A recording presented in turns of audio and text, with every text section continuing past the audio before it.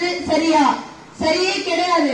அது மட்டும் இல்ல, நம்ம மனோத்தங்கராஜா என்ன பண்ணிட்டு இருக்காங்க, இப்போ எல்லாம் கனிம வளங்களை சுரண்டி கொண்டிருக்காங்க.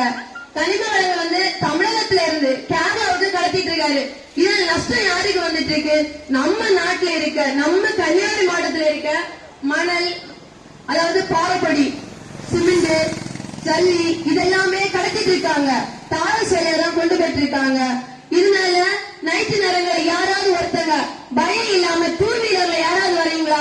யாருமே கிடையாது. போர் வீலரா இருக்கட்டும், டூ வீலரா இருக்கட்டும், ஆப்போசிட்ல வர அந்த டாரஸ் லாரிக்கு நம்ம ஆப்போசிட்ல வரதே கண்ணு காணல. யாராவது இதை கண்டிக்கிறாங்களா? மனோதங்கராஜ் அவங்க சம்பாதிச்சுட்டே தான் இருக்காங்க. போன ஆட்சியில எவ்வளவு வாக்குறுதிகள் கொடுத்தாங்க, ஏதாச்சும் ஒன்னாச்சு நிறைவேற்றுறாங்களா? கிடையவே கிடையாது.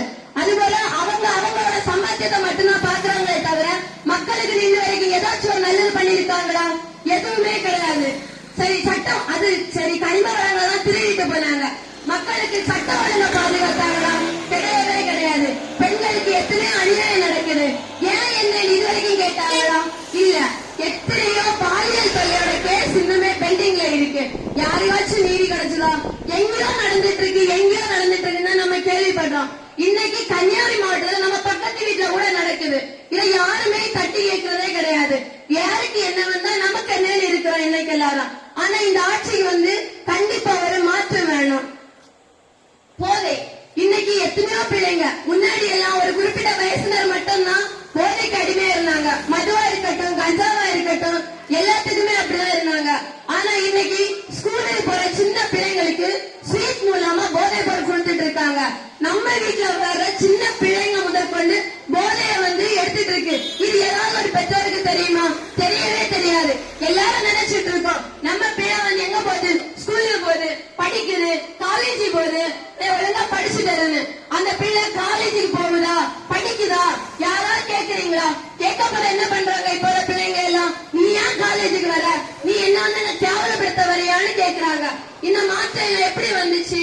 எல்லாமே இப்ப இருக்க சட்ட ஒழுங்கு. இது மாறணும்னா கண்டிப்பா நம்ம இந்த ஆட்சி வந்து மாற்றியே ஆகணும். ஒண்ணும் இல்ல, பெண்களுக்கு பாதுகாப்பு இல்ல, ஆண்களுக்கு போதை, சின்ன பிள்ளைங்களுக்கும் போதை கொடுக்கறாங்க. இது எல்லாமே மாறணும்னா கண்டிப்பா நம்ம ஆட்சி மாறியே ஆகணும். திருவட்டாரோட ரோடு 2 நாள் முன்னாடிதான் ரோடு போட்டாங்க. இது எத்தனையோ ஆக்சிடென்ட் நடந்துச்சு. யாராச்சும் நம்ம மனோதங்கராஜ் எத்தனை நாள் இந்த வழியா போயிருப்பாரு? எல்லாரும் பார்த்திருப்பாரா? இன்னைக்கு திருவட்டாறுல நிக்கிறாரு. ரோடு போட்டவரா வந்திருக்காரு. ரோடு போட முன்னாடி என்னையாவது வந்து பார்த்தாரா? மக்கள் ஏதாவது குறைகள் கேட்டாரா? ஓட்டு வாங்குறது மட்டும் ஒவ்வொரு வீடா வாசல் வாசலா வந்து நிக்கிறாங்க. ஏதோ பிச்சைக்காரன் வந்து நின்ன மாதிரி. இன்னும் வரைக்கும் அது திருப்பி வந்து கேட்டாங்களா? இல்லவே இல்ல. இவங்க எதுக்குதான் ஓட்டு கேட்க வராங்க? இது தனிப்பட்ட முறையில் எனக்கு ஒரு மன ஆதங்கம் தான். ஏன்னா நான் வந்து அரியமண்டம் பக்கம் போவேன், திருவட்டார் பக்கம் வந்திருக்கேன், டூ வீலர்லாம் டிராவல் பண்ணுவேன். எத்தனை நாள் இந்த ரோட்ல வந்து போற பிள்ளைகளுக்கு ஆக்சிடென்ட் ஆகுது. ஏன் பைக்ல போற எத்தனை பேருக்கு முதுகு வலினால போய் படுத்து தூங்கி இருக்கீங்க? இது எல்லாமே மனோதங்கராஜ் தெரியாதா? இவங்க ரிப்போர்ட் கொடுக்கலையா? 5 வருஷம் ஆட்சி முடியிருக்க பின்ன இப்ப ரோடு போடுறாங்கன்னா எதுக்காக போடுறாங்க இந்த ரோடு? அடுத்து மக்கள் நம்ம முட்டாள நினைச்சு வச்சிருக்காங்க. இத வந்து ஆட்சி கண்டிப்பா மாறணும். நம்ம முட்டாள்கள் இல்லைன்னா அவங்களுக்கு ப்ரூவ் பண்ணணும். திமுக ஆட்சியில வந்து முதலமைச்சர் பொம்மையா தான் இருக்காரு. எதுக்காக பொம்மையா இருக்காரு?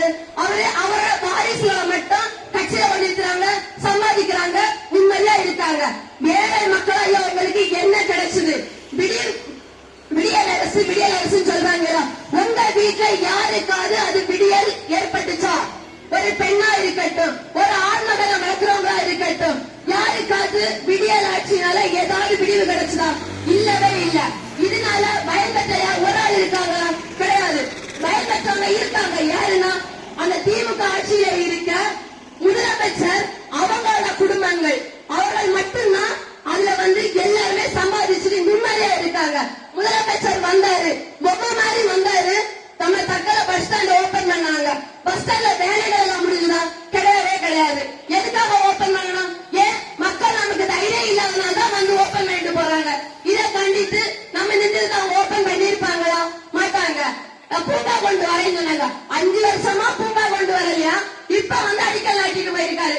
எதுக்கு அடிக்கல் நாட்டணும்? அவருக்கும் பயம் வந்துருச்சா என்ன? நம்ம இந்த தடவை வரமாட்டோம்னு. திமுக ஆட்சியில நடந்ததெல்லாம் அநியாயம். வெறும் இதெல்லாம் தமிழகத்துக்கே வெட்கக்கேடான விஷயம். நமக்கு ஒரு நல்லது எதுவுமே இல்ல. அதனால நான் என்ன சொல்றேன்னா, கண்டிப்பா இந்த ஆட்சியில வந்து நமக்கு மாற்றம் வரணும். நம்ம எந்த கூட்டணியிலிருந்து யாரு நம்ம தொகுதி நின்னாலும் கண்டிப்பா வெற்றி பெற செய்யணும். நம்ம அண்ணன் எடப்பாடி வந்து முதலமைச்சர் ஆகணும். ஏன்னா முதலமைச்சரா இருக்க நம்ம அம்மாவோட ஆட்சியிலும் சரி, எடப்பாடியார் ஆட்சியிலும் சரி, ஏடிஎம்கேனால மக்களுக்கு நல்லதுதான் நடந்தே தவிர யாருக்கு கெட்டு போனதா சரித்திரமே இல்ல. அம்மா தாலிக்கு தங்கம் தந்தாங்க. இத வந்து நம்ம முதலமைச்சர் நடத்தினாரோ கிடையவே கிடையாது. என்ன பண்ணிட்டாரு? அதோட ஸ்டாப் பண்ணிட்டாரு. ஏழை எளிய மக்களுக்கு ஒரு கொஞ்சமா தங்கம் கொடுத்து, என் தங்கம் விலை எங்கேயோ ஏறிட்டு போகுது. இன்னைக்கு 8 கிராம் தங்கம் கொடுத்தா அந்த ஏழை மக்களுக்கு